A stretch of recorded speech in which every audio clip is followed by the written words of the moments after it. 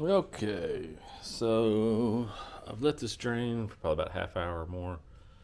I've got quite a bit of fluid, which is about right, out of the fork. Now I'm going to put it back together, but I wanted to let you know that if you do need to push up on it in here to get, I can't really show it, move that rod a little bit. It's under tension since its fork spring's still in there, but we want to put the cap back on, which is the nut and the bolt. I'm going to show you if I can see that or not. Probably no light up in there.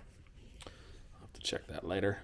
But anyway, go ahead and put your washer and bolts or nut back on the end of the rod, which is going to be kind of tricky. Out of the way in case it drops. Doing this one-handed here. Make sure your rod is lined back up with the center.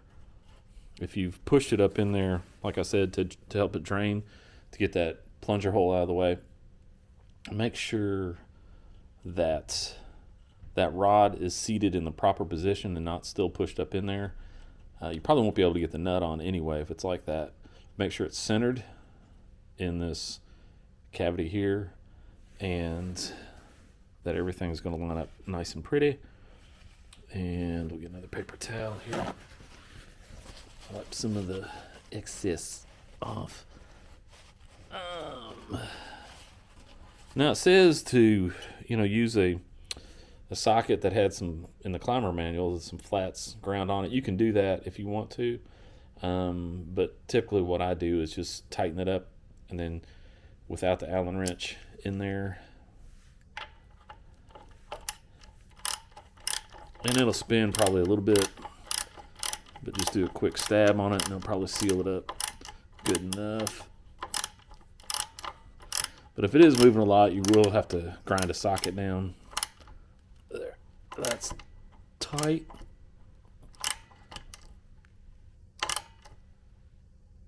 Oh yeah, that's good and tight.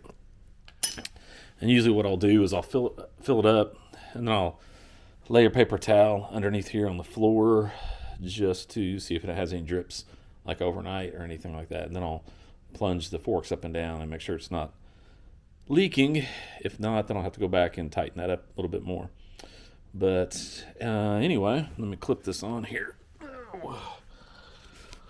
I'll go ahead and pour out my junky garage.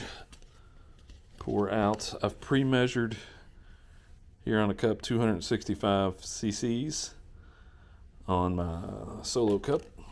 I am using liquid moly, 5-weight, light. It's a full synthetic. I got this from Moto Electrics. So it's got like a little thing here.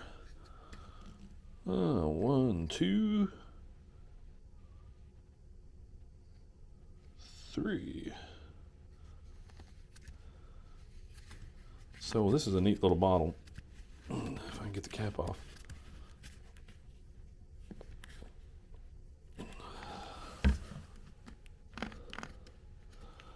Push it down. There it comes. That creates a little spout. I don't know if you saw all that, but this is kind of hard to do here.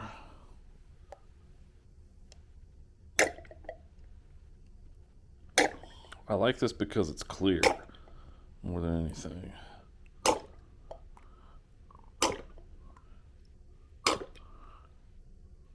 And right about there. I'm gonna save that bottle. But as you see, they're right on the mark.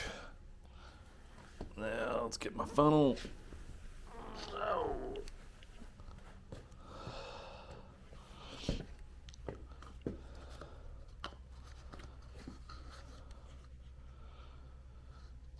And see, I got the funnel on the top of my fork tube.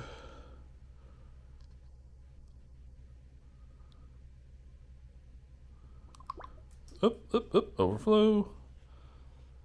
I'll have to adjust that a little bit. Up. Filling too fast.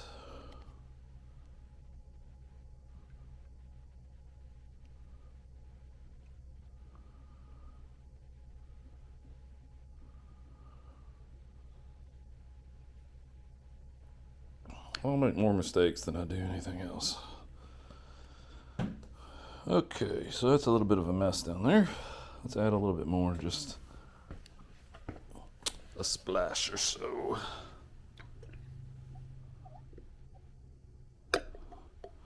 About that.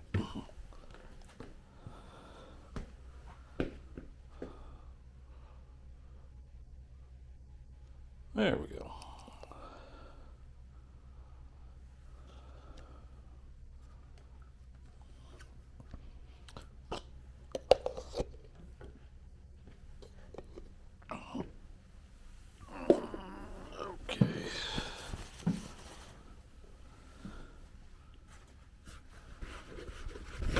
Love my paper towels.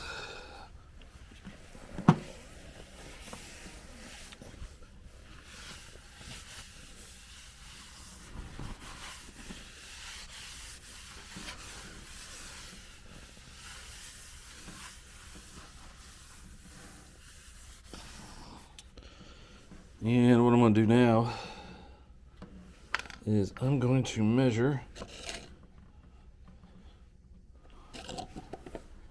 how much oil came out of here.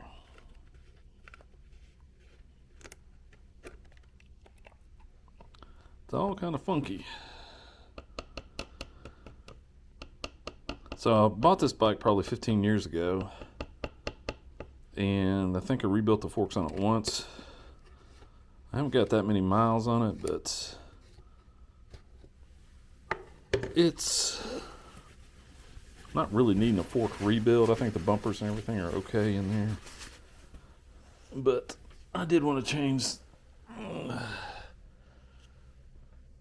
as you can see, here's the mark there. And so I got pretty much all of it out, but it is funky looking. Do not like the looks of that. So, all right. So I can put this someplace where I don't turn it over, which I probably will anyway. I'll set it there. And then we'll just make sure we have a sealing washer here. I'm going to reuse this one. And I probably shouldn't, but I will. Put this on. Now on the other side, when I took this cap off, the nut on the triple tree, the big nut here came with the cap. I think they're fused together, which is okay, but it pops your spring out. So be careful of that.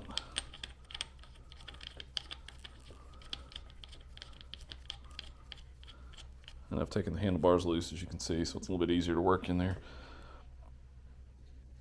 Let me see if I can pull this up a little bit.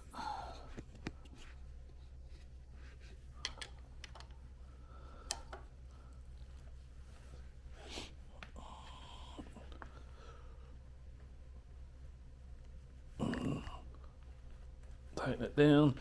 But when I pulled the other side, the whole cap and everything came out. So there's a bumper on the top of that nut and the fitting all together there. You'll see it in the climber manual, but there's a rubber bumper in there. So I pulled the spring out on the other side just to get it all clean and get everything off of it, just to check it and look down into there, see how dirty it was into the fork tube, and it was clean. But I laid the spring to the side and I refilled it, and I was like, well, I'll put it all back together now. And I forgot to put the spring back in. I put the cap down on it, like, oh crap. So I just lifted the cap back off. Well, the rubber piece on the end of the nut down there, it's big, thick rubber piece, probably about a 1/2 inch, 3/4 of an inch long, stayed down in there. And I was like, oh, this could be bad, because that could have dropped all the way down to the bottom of my fork tube, which I didn't want. So I was able to pull that out, then drop the spring in, then put the rubber on top of it. But you want that rubber piece on top of it. So if you do have that cowl come apart, just be careful when putting it back together. Make sure you have all the parts in places. I know I reused the little crush washer in there, but typically there's not a lot of stress on this as far as fluid coming up this way, so it'll be all right.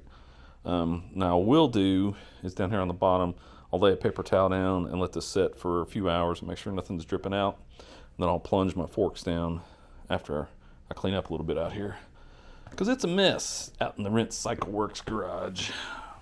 Get me a paper towel, lay down here amongst the dirt, and I'll just watch that for a few hours, make sure it's not dripping.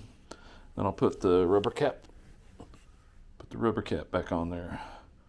All right, guys, thanks, and I'll talk to you later.